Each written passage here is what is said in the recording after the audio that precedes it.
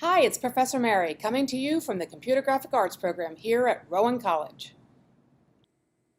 So in this video, for Computer Graphic Arts 217, Electronic Image Processing, we're going to review the project requirements, the project expectations, and I'm going to show you some examples of past students' project submissions.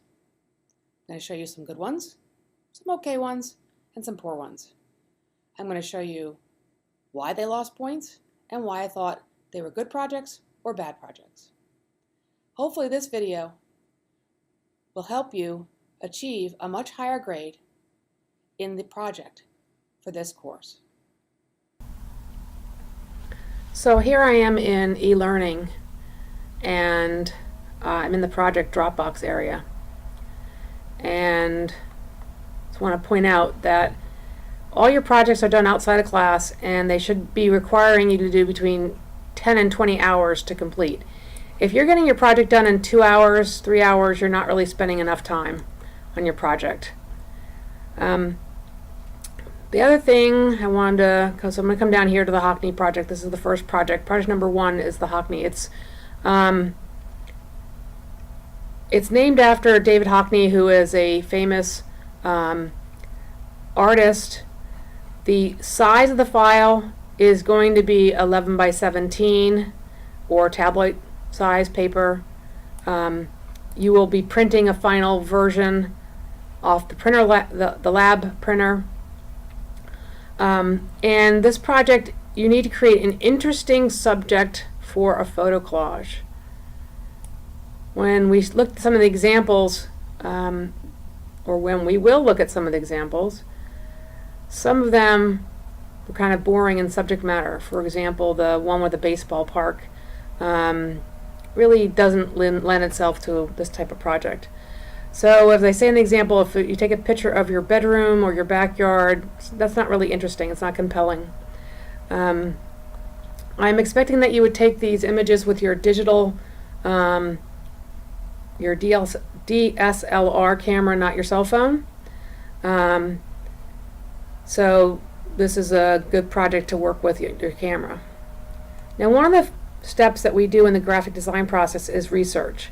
So I've given you some information about Hockney, and I've given you some websites to look at, along with some of the specific projects that he's done. I've given you links to a Wikipedia article.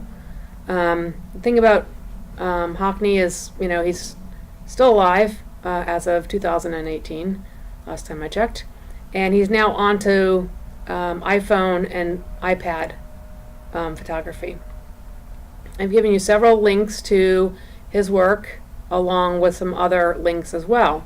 Before you delve into this project, you should really read this information, look at his examples, and see which ones you might want to try to emulate.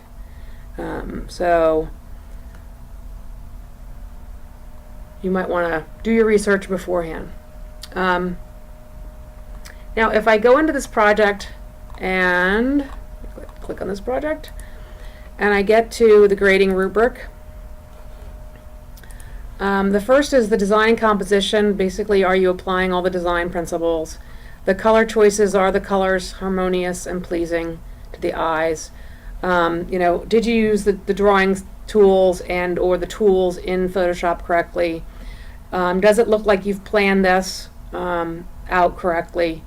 I can tell when a student haphazardly throws this project together because it really is not coherent. Creativity, did you take a moment to really express yourself creatively in this? Is the project overall aesthetically pleasing? Did you use layers correctly? I'll tell you right now, if you don't name your layers in Photoshop, you will get a 0 on this. So make sure you do that. In addition to making the file and submit it to e-learning, you need to print this project on 11 by 17 paper, and then you're going to mount the project on foam core, which we have in the closet. We have the spray and the knives and everything for you to do that. Overall use of Photoshop, did you use the tools correctly? Did you meet all the the submission requirements? And then Was the file submitted on time, correctly into e-learning? So those are my expectations with regard to this project and what you're going to do. I have said this before, I would recommend that you use the grading rubric as a self-grading. Really look at the different categories and evaluate whether your project is meeting those. If you have any questions about the course project expectations, let me know and we can talk about it in class. So here I am in Photoshop and I wanted to show you some examples. First we're going to start with some poor examples for project 1. This is called the Hockney project. This one did a little bit too much slicing and there's really no cohesiveness. So there's points taken off for that. Here's another one. Again, it was supposed to fill the screen. It was an 11 by 17 project, and I would say, you know, this is only half of the canvas, so that's not really acceptable. So that's why that would get a poor grade. Here's one. You really can't tell where the actual Hockney pieces are. And what I would say to this student is I don't think you read the descriptions as to what you were supposed to do. With this one, this is totally not even in the Hockney style. Really, Hockney doesn't have any text on it, so the photo with the text really doesn't work here. And it's supposed to be the same picture broken up, not multiple pictures. This one, again, you can't really see that it's chopped up at all. You're supposed to be able to see the brokenness of it. And again, if you're going to give me something like this, I'm going to refer you back to the many articles I gave you to read and the many examples of Hockney style. This did not meet that. This one, while meets the Hockney style, is pretty boring. What I would say to this student is, what did you do? Just walk outside and take a picture of the light poles on campus? You couldn't have found something more interesting than this. So kind of poor composition. And last but not least, again, needed to fill the whole screen. The other thing that with this is, you know, people really don't make the subject in a Hockney because you see them multiple times. So this really doesn't work. So here are some examples for CGA 217, Project 1, the Hockney project. This is a good project. I mean, these are the kind of the okay projects as I categorize them in their names. This was a good start to a project, but again, it had to fill the 11 by 17 canvas, and it's not. You know, there's probably basically a third of the canvas that's not filled, so that would have gotten points taken off. This next one, really not all that compelling of a subject. Also, the breaking up of the pieces really isn't interesting at all. It's kind of bland and boring. This one actually probably has too many slices. This was an interesting subject with the road and the house, but really didn't slice it well enough in the Hockney style. This one is good. It's, you know, it's okay. I would have liked to see either, again, more, the whole canvas has got to be filled. There's a little bit too much white space here, and then maybe bigger slices would be better. And the last okay one, again, this is going to be okay, but what about, you know, the white space? So these are examples of C+, B- projects, but I think they could have been done a little bit better. They could have been a little stronger in their composition and their layout. So here are the good ones from CGA 217, Project 1, the Hockney project. I liked how the student did it, and they almost did it like a panorama. So when they were taking this picture, they kind of created a panorama by doing the slices. The only thing that the student got points off for was the layer names. Layer 7, okay, these are unacceptable layer names. You need to name them with some coherent name so you know what layer is what over here. This is a really interesting image.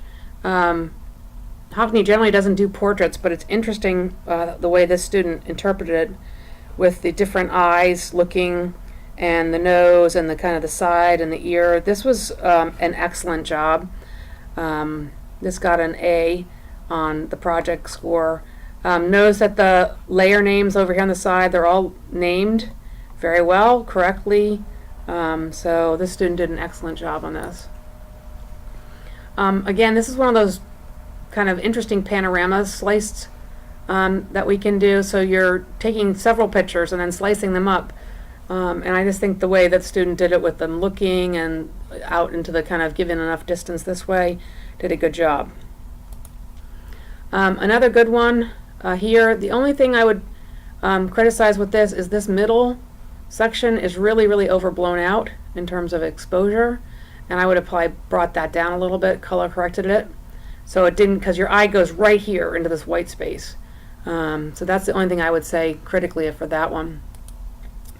This is another interesting one where the student decided to make shapes and then make boxes with the pictures in it. This was very well done with all the different layers and the effects that they did on the layers. So this was a great job.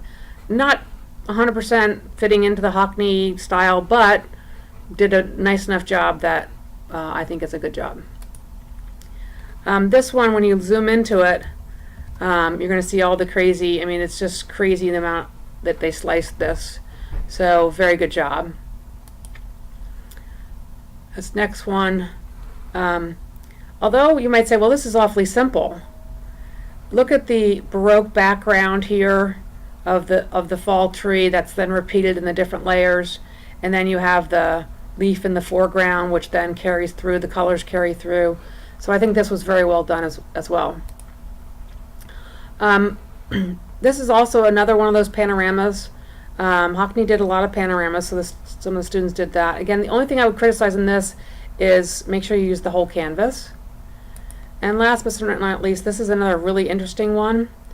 The student took this down at Graffiti Pier in Philly, and then sliced it all up, and then they had a person, and then they had the kind of the flower growing. So I thought this was well done.